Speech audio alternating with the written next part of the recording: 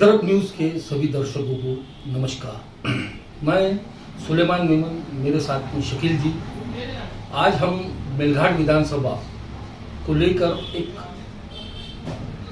नित नई चर्चाओं को लेकर हम यहाँ पर बात करेंगे और हमारे दर्शकों को ये बताने की कोशिश करेंगे कि मेलघाट विधानसभा को लेकर इस समय राज्य में, विदर्भ में, जिले में और हमारे मेलघाट में क्या स्थिति बन रही है और क्या स्थिति बनी हुई है। तो आइए हम सबसे पहले मेलघाट विधानसभा में महायुति राजकुमार पटेल महायुति से भाजपा के केवल राम काड़े, ज्योति सोलंके, पूर्व विधायक प्रभुदास जी भिलावेकर, उसके अलावा हीरालाल जी मावस्कर और मालती कासदेकर, इन पर बात करेंगे और जानेंगे कि जो चर्चाएं चल रही है, जो हलचलें हो रही है विधानसभा को लेकर, उसमें उन चर्चाओं में, उन हलचलों में हम किस नतीजे पर पहुंच रहे हैं और मेलघाट विधानसभा के चित्र क्या होंगे, इस पर हम शकील जी की भी राय लेंगे। तो सबसे पहले मैं एक बात कहूंगा शकील जी, हम जो रोजाना मेलघाट विधानसभा को लेकर जो बात कर रहे हैं, जो चर्चाएं कर रहे हैं और जो चर्चाओं में हम रह रहे हैं, हम सुन रहे हैं, तो ऐसा हम कहीं ना कहीं हमको लगता है कि जो चुनाव के जो दिन है वो धीरे धीरे नजदीक आ रहे हैं। इसके अलावा आज जो हम बात कर रहे हैं, आज का जो दिन है, अभी तक महायुति की ओर से मेलघाट विधानसभा को लेकर अपनी किसी प्रकार की उम्मीदवार को कोई अधिकृत घोषणा नहीं की गई है। तो हमको ऐसा लगता है कि ये जो देरी होंगी या इसमें जो समय बर्बाद हो रहा है उम्मीदवार के चेहरे को लेकर, तो क्या इसके विपरीत परिणाम होंगे या इसके चुनाव में यानी कि हमको क्या मौजूदा हालातों को देखते हुए क्या देखने को मिलेंगे? देखिए सुलेमान जी, महायुति को लेकर जिन उम्मीदवारों के आपने नाम बताए, जैसे कि राजकुमार पटेल, केवल राम जी काड़े, ज्योति सोलंके, हीरालाल मावस्कर, प्रभुदास जी भिलावेकर और उनके अलावा मालती कासदेकर और रमेश मावस्कर, ऐसे नामों की जो चर्चा है और जो उम्मीदवारी की रेस में दिखाई दे रहे हैं। लेकिन हाल फिलहाल के अंदर अभी इस वक्त राज्य में स्थिति ऐसी बनी हुई है मेलघाट को लेकर कि मेलघाट के जो विधायक है राजकुमार जी पटेल, उन्होंने शिंदे गुट से शिवसेना के धनुष बाण पर चुनाव लड़ने की पूरी तैयारी कर ली है और इस वक्त फिलहाल की कंडीशन में मुंबई में भी ठिया डालकर बैठे हुए हैं। तो ऐसे में अभी स्थिति ऐसी बन रही है कि अभी तक के किसी भी पक्ष द्वारा, महायुति द्वारा या फिर महाविकास द्वारा किसी भी चेहरे को जनता के सामने नहीं लाना और उसमें लेट लतीफी करना, इसमें पक्ष को फायदा भी हो सकता है और नुकसान भी हो सकता है। अब फायदा ऐसा हो सकता है कि यदि एक उम्मीदवार को टिकट दी जाती है, जैसे कि मान लो राजकुमार पटेल को शिवसेना अपना उम्मीदवार मेलघाट में महायुति के उस पर तर्ज पर अपना उम्मीदवार घोषित करती है, तो अगर समय दिया जाता था तो बंडखोरी करने के लिए, यदि अगर मान लो कुछ लोगों का ऐसा इरादा हो कि हम लोग बंडखोरी पर उतर जाएंगे, तो उनको बंडखोरी करने का मौका नहीं मिलेगा, क्योंकि चुनाव की तारीख भी नजदीक आ जाएगी, मतदाताओं को मतदान करने का वक्त भी, समय भी नजदीक आ जाएगा। और अब इसमें लेट करने में नुकसान ये है कि इतने लेट करने में मतदाताओं के बीच में जिस प्रकार से उम्मीदवार को पहुंचना होता है समय से पहले, वो समय से पहले पहुंचेगा नहीं। ऐसे में उनको अपनी पक्ष को लेकर, अपने उम्मीदवारों को लेकर नुकसान भी उठाना पड़ सकता है। सुलेमान जी बराबर। अभी और महायुति की जब हम बात करते हैं, अभी बीच में आपने कहा कि राजकुमार पटेल ने एकनाथ शिंदे मुख्यमंत्री, इनके गुट से उम्मीदवारी मांगी है। अब सोशल मीडिया पे भी कुछ चर्चा है और हम कुछ यहाँ सुनते भी है कि पूर्व विधायक केवल राम काड़े भाजपा से टिकट की मांग कर रहे हैं, जैसा ज्योति सोलंके ये टिकट की मांग कर रही है भाजपा से। उसके अलावा पूर्व विधायक प्रभुदास भी रेस में बने हुए, रमेश मावस्कर भी रेस में बने। 2019 में रमेश मावस्कर ने भी चुनाव लड़ा था। उसके बाद मालती कासदेकर, हीरालाल मावस्कर, तो महायुति में अगर अगर देखा जाए कि एकनाथ शिंदे गुट से हटकर अगर बीजेपी की तरफ बारी आती है, तो एक अभी नवनीत राणा पूर्व सांसद भाजपा की है, वो पूरा ताकत लगा रही है कि केवल राम काले को ही टिकट मिले। और हमने ये भी देखा है कि भाजपा से जो ज्योति सोलंकी थी, उन्होंने भाजपा को अपने कार्य के बलबूते गांव गांव तक पहुंचाया है। हमने ये भी देखे उनकी सामाजिक क्षेत्र में कार्य है, उनके सांस्कृतिक क्षेत्र में कार्य है। उसके अलावा हमने देखे कि वो मदद का हाथ भी बढ़ाते, समाज सेवक के रूप में भी उन्होंने एक उभरता हुआ चेहरा था एक भाजपा के पास। और जहाँ तक अगर सूत्रों की हम मानते हैं, जब हम तो सूत्रों की ज़्यादा मानते हैं, हम प्रेस के लोग हैं, तो उस माध्यम से ज्योति सोलंकी के संघ से भी आते हैं। तो ऐसी स्थिति में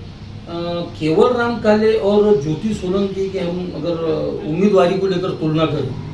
तो उसमें आपको ऐसा क्या लगता है कि ज्योति सोलंकी को भाजपा ने उम्मीदवारी देकर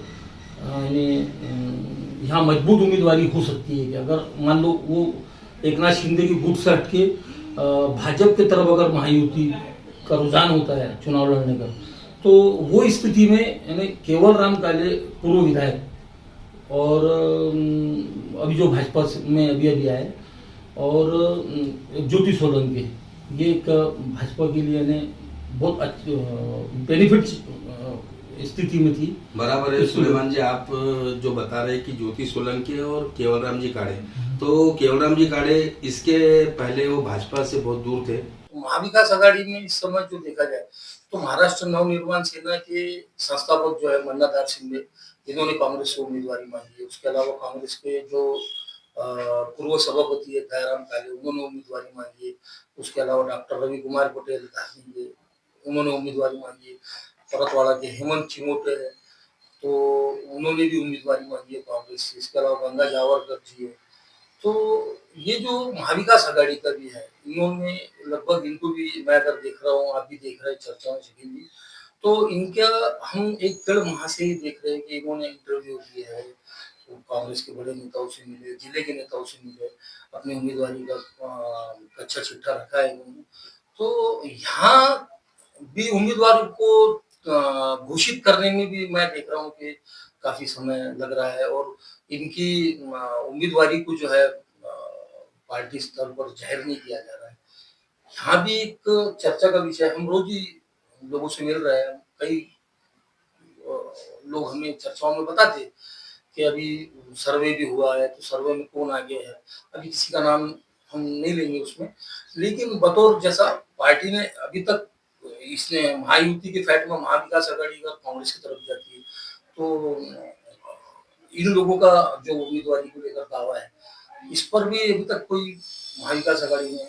अपने उम्मीदवार जाहिर नहीं किए, तो हम जाएंगे इस पर भी। आप क्या बता सकते देखिए सुलेमान जी, मेलघाट विधानसभा का हमने पिछली लोकसभा चुनाव में देखा कि कांग्रेस के बलवंत वानखड़े जो खासदार चुनकर आए, उनको साथ देने वाले महाराष्ट्र जन क्रांति सेना के संस्थापक अध्यक्ष मन्नादार शिंदे, ये लगातार उनके साथ में रहे। और मन्नादार शिंदे जो इस वक्त कांग्रेस खेमे से उम्मीदवारी मांग रहे हैं, तो उनका जायज ये भी ऐसा भी है कि उन्होंने पिछली बार के चुनाव के अंदर अपक्ष लड़ते हुए करीब 10,000 वोट प्राप्त किए थे। उसके अलावा दयाराम जी काड़े जो उम्मीदवारी मांग रहे हैं कांग्रेस से, तो वो भी एक बहुत पुराने दिग्गज नेता है, जो कि 2 या 3 बार जिला परिषद मेंबर रह चुके हैं। उसके अलावा डॉक्टर रवि पटेल, उसके बाद डॉक्टर हेमंत चिमोटे, इन्होंने भी उम्मीदवारी मांगी। तो इस वक्त जो अभी कश्मकश बनी हुई है महायुति और महाविकास में, अभी तक उन्होंने मेलघाट विधानसभा को लेकर अपने चेहरों को साफ नहीं किया। एक तरफ महायुति में राजकुमार पटेल उम्मीदवारी मांग रहे हैं, तो वही रेस के अंदर और भी लोग साथ में शामिल है। तो दूसरी तरफ कांग्रेस पक्ष से जहां मन्नादार शिंदे और उनके अलावा और भी जो उनके पीछे उम्मीदवारी मांग रहे हैं, तो ऐसे में दोनों ही पक्षों ने अपने अपने उम्मीदवारों को घोषित नहीं किया। तो महाविकास आघाड़ी ने फिलहाल के अंदर अपने किसी भी एक उम्मीदवार को यहाँ से अपना उम्मीदवार बतौर घोषित कर देना चाहिए, क्योंकि चुनाव को बहुत काफी समय यानी कम है, और मतदाताओं के बीच पहुंचने के लिए मेलघाट विधानसभा क्षेत्र बहुत बड़ा, इसका जो भौगोलिक क्षेत्र है बहुत बड़ा है और यहाँ पर मतदाताओं तक, ग्रामीणों तक पहुंचने के लिए काफी टाइम लगता है उम्मीदवार को। तो ऐसे में किसी ना किसी महायुति ने और महाविकास अघाड़ी ने अपने अपने उम्मीदवारों को यहाँ पर घोषित कर देना चाहिए, ऐसा मेरा मानना है सुलेमान जी। अभी जैसा और हम महाविकास आघाड़ी की बात करते हैं, अभी कांग्रेस की तरफ से दावा किया जा रहा है कि महाविकास आघाड़ी कांग्रेस के गुट में रहेंगी। दूसरी तरफ हम देखा जाए तो शरद पवार गुट भी कह रहा है कि मेलघाट जो है वो शरद पवार जी की गुट में आएगा। अब ये स्थिति अगर महाविकास आघाड़ी में होती है कि शरद पवार के गुट में अगर महाविकास आघाड़ी जाती है, तो मेलघाट से कुछ लोगों के नाम है, जैसा पूर्व तालुक के अध्यक्ष ज्योति श्रीराम जी पटेल, उनके लड़के नितिन पटेल, वो भी मतलब उम्मीदवारी के दावेदार है शरद पवार गुट से। और अब हम कहेंगे कि एक दो और उनके जो कार्यकर्ता है वो भी है। तो महाविकास आघाड़ी की में ही शरद पवार अगर गुट को मान लो शरद गुट को जाती है, तो आपके हिसाब से ये नितिन पटेल है और भी अन्य एक दो लोग हैं उनके, ऐसी स्थिति में पार्टी क्या इन लोगों को भी विश्वास जताते हुए इनको उम्मीदवारी बहाल करेंगी? देखिए सुलेमान जी, मेलघाट विधानसभा क्षेत्र के बारे में मैं जितना यानी जितनी मेरी आज उम्र है उसके हिसाब से, उस लिहाज से मैं देखता हूँ कि मेलघाट विधानसभा क्षेत्र में